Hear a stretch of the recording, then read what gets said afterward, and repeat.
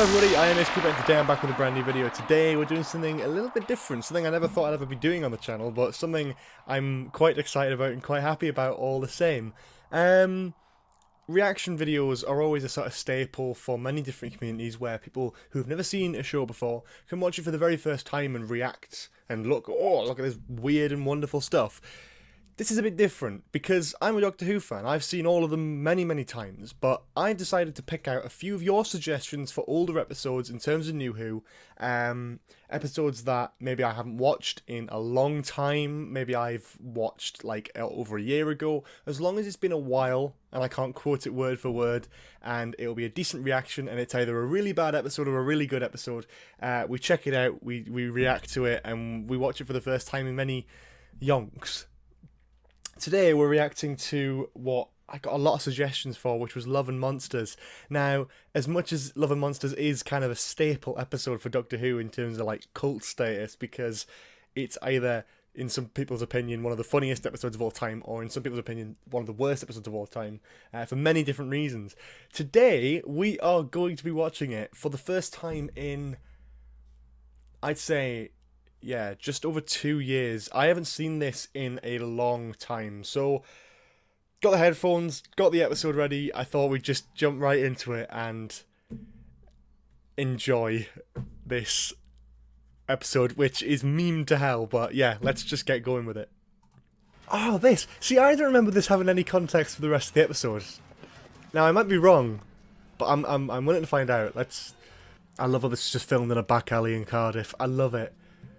The music's always great with Murray Gould. He does a stellar job in Series 1 and 2, he really does. Another warehouse in Cardiff. Ah, oh, Russell T Davies, man. Why did he produce this? I mean, why? Okay. This Scooby-Doo rubbish is unbearable at best. Dan Zeff, you tried, mate. You tried, but it is filmed like a sort of fan film or student film or something. The thing I like about this is how some YouTubers edit. I know it's not YouTube back then, but like, it's done that way. I like this because it puts them in the scene of... It's a bit like Turn Left, because it's like, it goes back, and it's like, okay, they're using old stuff to go, this guy has always been in the Doctor Who universe. Oh, the theme music's amazing. Again, Murray Gould providing the only good bits of this episode, other than Peter Kay, of course, which we'll get to. Oh, it's the ELO. I forgot about this. It ruins the song. Oh, yeah. This hurts. I probably can't even have this because it'll be copyrighted. They should have kept Clive alive and had him in this episode, because Clive would have worked really well with this, because it's... Spoiler! I mean... like, if you're watching this for the first time, it's like, oh, let's just a poor Ursula. Oh, so obviously she's dead then. I like it. That's funny because people are like that in real life, like fanatics, like absolute mental. Just jokes. Shit, I forgot how hard this hits. That's out of nowhere. That's like real life tragedy. And then it moves to this. What is the consistent? I mean, do you want to go for comedy or do you want to go for hard hitting? Because I am very confused. The drum is so out of tune, out of time even. She can't even play the piano, she's just smacking it, and again, that is awful. Look how out of tune, like sorry. Oh, that's still going.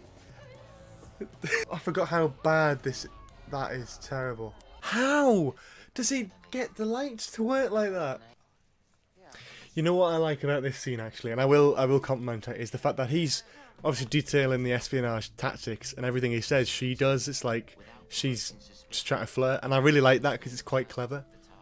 My name's Jackie. Yeah, it works. I think it's funny because it's kind of awkward, and it's like a sort of EastEnders Coronation Street type real life scenario, and I like that. Which is what Russell T Davies was really good at doing. That's actually what he was good at. The worst thing is, right, the thing I hate the most is that the scenes with Jackie and Elton are the most real scenes in this episode. It's because Russell can do real people in real scenarios. He didn't do as well with the whole you know, the characterization of everyone else. Like Elton in this scene, he's very real. He's a very real person. He's awkward. He's got flaws and all that stuff. But in the rest of it, he just comes across as an annoying little tit. I said get out! Oh. Leave me alone! Oh, alright. It's a bit naff acting, but I will say that that's probably... Actually, Jackie Tyler does a great job at being, like, the mother of a companion. I feel like it's a bit of the acting as well, just feels a bit off.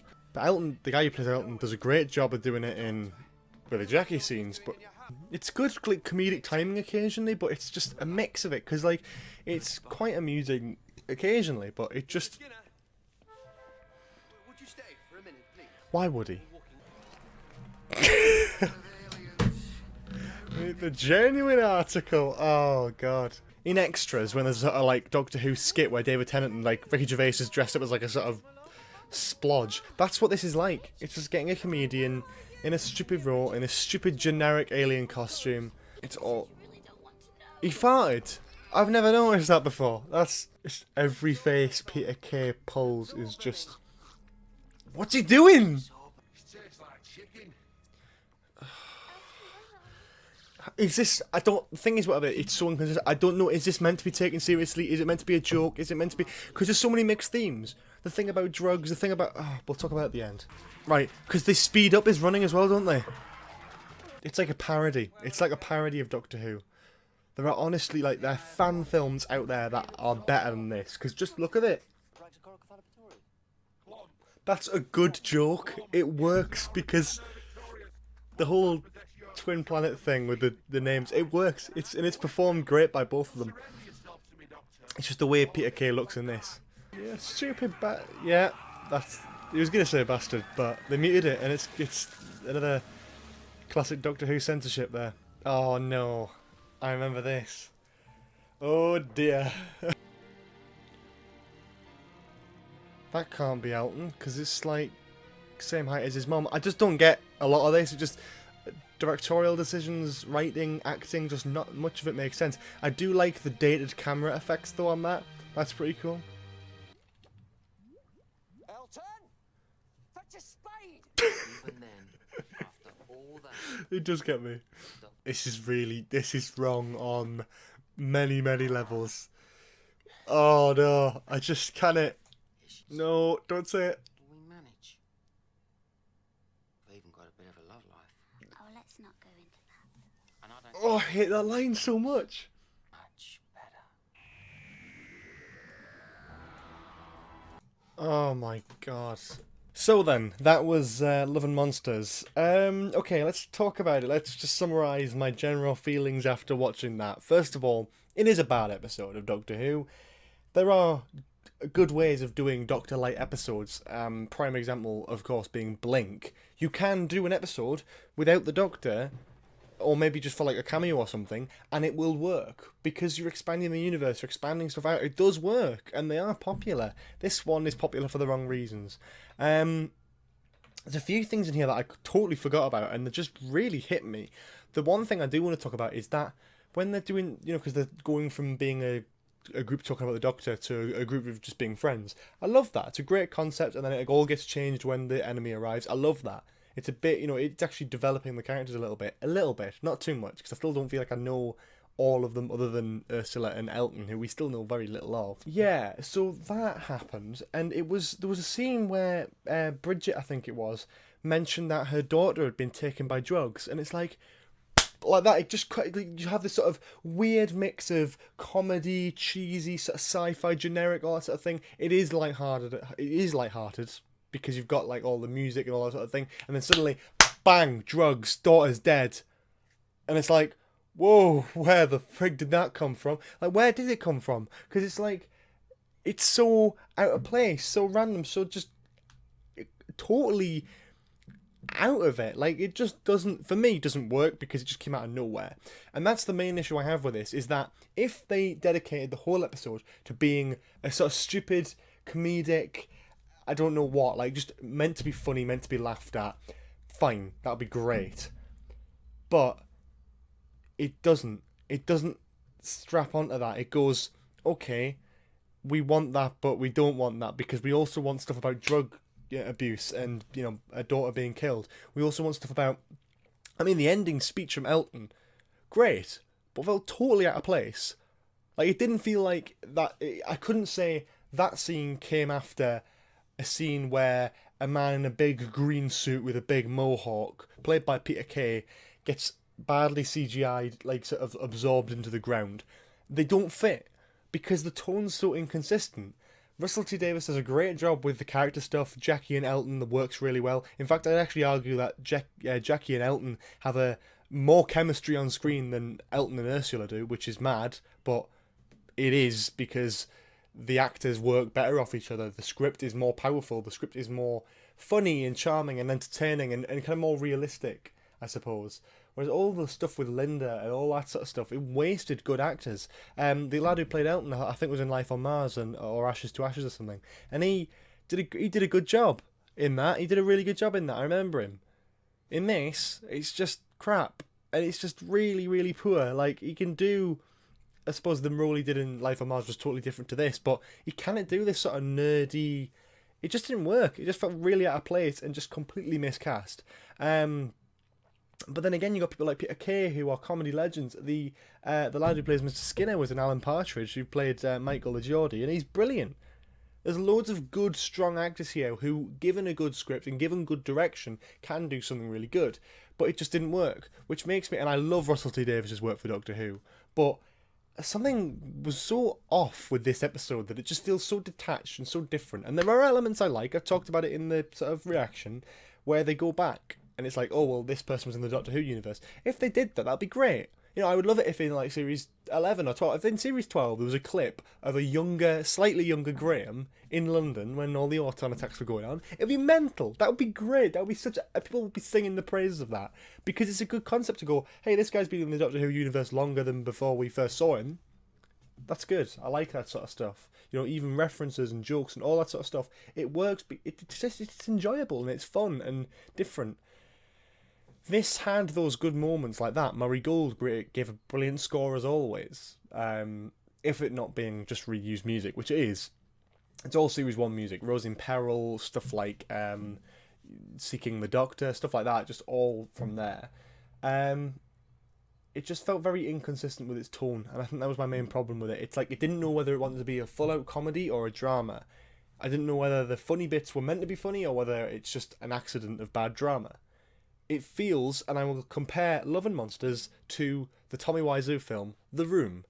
Both try to aim for those serious, hard-hitting things, but because of reasons unforeseen by the people involved, it just doesn't land as intended, and it just is laughed at or joked about and memed, and actually has a cult status at this point where it is like Love and Monsters is one of the ones that people remember from Doctor Who because it's so weird and just so wrong and different and just completely random and just laughable. And it is bad as a Doctor Who episode, but it did its job, because if it was going to do, I mean, if it was trying to be a serious drama, it failed.